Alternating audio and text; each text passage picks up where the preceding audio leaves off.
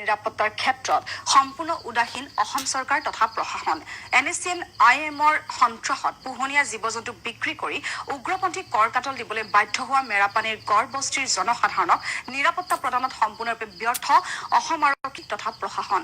ইফালে প্ৰাণৰ মমতাত নগা উগ্ৰপন্থী কৰ কাটল আদায় দিয়াৰ কথা মুকলিকৈ স্বীকাৰ কৰে সীমান্তৰ জনতাই। মেৰাপানীত অস্তিত্বহীন অসম প্ৰশাসন। গড়বস্তিবাসীক যে নগাৰ হাততহে এৰিলে অসম চৰকাৰে। নগা বিদ্ৰোহীৰ সন্ত্ৰাস দেখিও নীৰৱ অসম আৰক্ষী। অসহায় সীমান্তবাসীৰ আত্মসমৰ্পণ NSCN-IM-ৰ ওচৰত। প্ৰাণৰ মমতাত NSCN-IM-ক গড় আদায় সীমান্তৰ অসমীয়াৰ। 1500 দিয়া হ'ল, এতিয়াও বাকীটো দিব লাগিব কৈছে, 2 দিন সময় দিছে। যদি নিদিয়ে কি কৰিব? সেইটো একো কোৱা নাই। কিমান টকা বিচাৰিছে? 5000।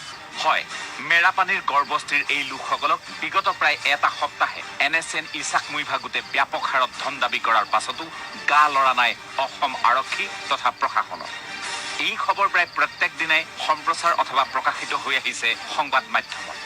কিন্তু গোলাঘাট আৰক্ষী আৰু প্ৰশাসনৰ লগতে অঞ্চলটোত নিয়োজিত নিৰপেক্ষ বাহিনী CRPF-এও NSCN-IM-ক প্ৰতিহত কৰিব নোৱাৰাত অঞ্চলবাসীয়ে প্ৰাণৰ মমতাত উগ্ৰপন্থী সংগঠনটোক পাৰ্যমানে আদায় দিছে কৰ। পুলিচ CRP ৰাতি ৰাতি আহি ডিউটি দিয়ে না আপোনালোকে? ৰাতি ডিউটি নিদিয়ে, দলঙতে থাকে। আচ্ছা, আপোনালোকক যে এই ধন দাবী কৰিছে তাৰ আপুনি কথাটো পুলিচক জনাইছে নাই? পুলিচক ৰাতিপুৱা ফোন কৰি পিনে জনালো, যাব লাগিব, ঠিক আছে তেনেকৈ কৈছে। এতিয়ালৈকে অহা নাই? এতিয়ালৈকে অহা নাই। মেৰাপানী থানাত জনাইছে? মেৰাপানী থানাত হয়। মানে নিৰাপত্তাটো আপোনালোকে পোৱা নাই অকল?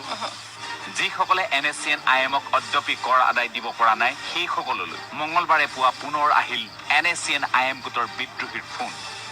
কাজেই গড়বস্তিৰ লোকসকল এতিয়া ভুগিছে চৰম নিৰাপত্তাহীনতাত।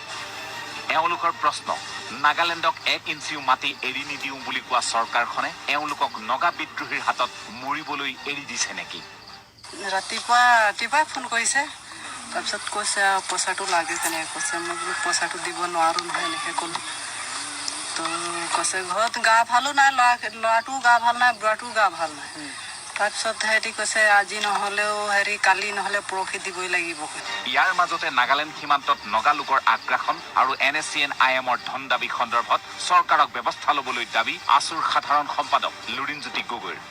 অসম, অৰুণাচল আৰু মণিপুৰ সকলো প্ৰান্তৰ ৰাইজে এই চুক্তিখনত কি আছে কি নাই জানিব খোজে। তেওঁলোকৰ মাটি বা তেওঁলোকৰ মানুহ সেই অঞ্চলত বসবাস কৰা ৰাইজৰ কেনেকুৱা ধৰণৰ প্ৰভাৱ পৰিব পাৰে সেই সম্পৰ্কত সকলোৱে স্পষ্টকৈ জনাৰ অধিকাৰ আছে। গণতান্ত্ৰিক দেশত সেই অধিকাৰ সকলোৱে বিচাৰিছে। গতিকে এইখন চুক্তি পাব্লিক কৰিবৰ কাৰণে, ৰাজহুৱা কৰিবৰ কাৰণে আমি ছাত্ৰ সন্থাই দাবী জনাইছোঁ। ইফালে ৰাজ্য চৰকাৰ তথা মুখ্যমন্ত্ৰী সোণোৱালক নাগালেণ্ড প্ৰসংগত কঠোৰ সকিয়নি প্ৰদান কৰি আছুৰ সভাপতি দীপাংকৰ নাথৰ স্পষ্ট মত, অসমৰ মাটি এৰি নহয়, মাটি ৰাখিহে হ'ব লাগিব নগা ৰাজনৈতিক সমস্যাৰ সমাধান।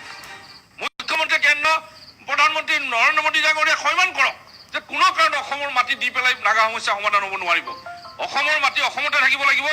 যি মাটি বেদখল কৰিছে, এতিয়াও প্ৰায় 1 লাখ হেক্টৰ মাটি বেদখল কৰিছে। এই মাটি কোনো কাৰণত অসম চৰকাৰে যাতে অইন ৰাজ্যক এৰি নিদিয়ে তাৰ কাৰণে উপযুক্ত ব্যৱস্থা গ্ৰহণ কৰক। এনে এক পৰিস্থিতিৰ মাজতে চৰাইদেউ জিলাত আকৌ নাগালিমক মাটি এৰি নিদিয়াৰ হুংকাৰেৰে অসম জাতীয়তাবাদী যুৱ ছাত্ৰ পৰিষদ আৰু আটচাই 2 ঘণ্টাৰ বাবে অৱৰোধ কৰে ঐতিহাসিক ধুদৰ আলি। ব্যুৰো ৰিপৰ্ট, প্ৰতিদিন টাইম।